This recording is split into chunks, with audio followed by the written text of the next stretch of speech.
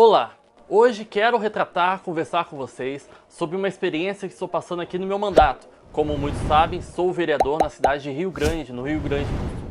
Nesse final de semana fui procurado por uma mãe que estava muito espantada, pois o seu filho de 11 anos voltou para casa após uma aula no colégio, dizendo que o governo era genocida, que a ditadura era assassina, enfim, um discurso muito partidário, parecendo tirado de um folhetim do próprio PCU, PCdoB, enfim, esses partidos de extrema esquerda. A mãe, então, foi verificar o que estava acontecendo. Quando ela viu que tinha vindo da própria escola um material de tarefa para os alunos na matéria de matemática e ciências, em que existiam textos de um blog, colocando em outras ideias de que os jovens deveriam saber que a atual pandemia, as mortes, aconteceram por conta da dita manutenção do capitalismo e que o mesmo tinha ocorrido durante a ditadura militar, em quem eles chamavam de ditadura assassina. E mais, o texto ainda dizia que as crianças deveriam se articular, conhecer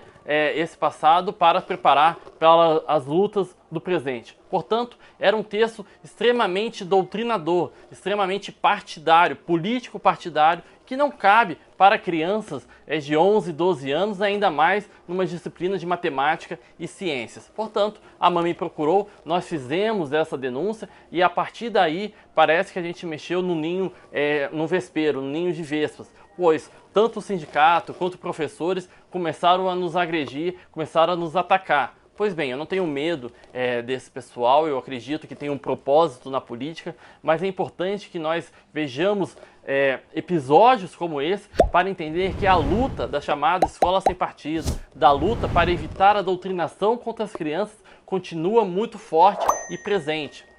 É um absurdo pensar que o professor, quando tem a atenção obrigatória dos alunos e ainda uma figura de autoridade, pensa bem, como qualquer criança de 11 anos vê um professor falando, acredita aquilo ser verdade. É um absurdo, então, que um professor utilize dessas características para impor o seu pensamento, ainda mais quando é um pensamento totalmente errôneo, totalmente equivocado, misturando capitalismo, ditadura com pandemia, querendo fazer uma verdadeira lavagem cerebral na cabeça dessas crianças. Pois os pais, então, têm que estar vigilantes para que episódios como esse não aconteçam, para que a gente possa evitar novas tentativas de doutrinação das crianças e, principalmente, para que a gente possa combater os professores que insistem em transformar as salas de aula num grupo de formação de militantes partidários.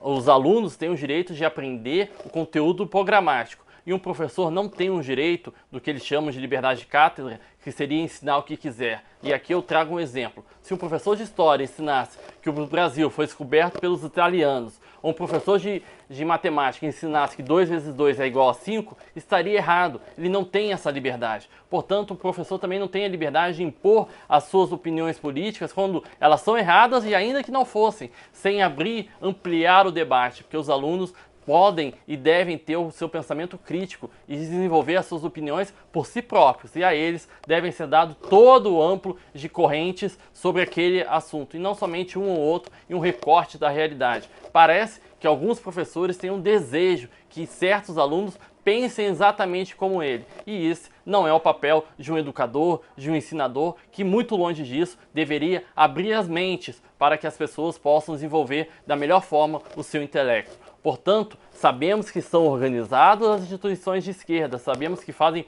pressão e quem luta contra eles, mas não podemos fugir do nosso propósito e nem deixar de lutar por aquilo que nós acreditamos.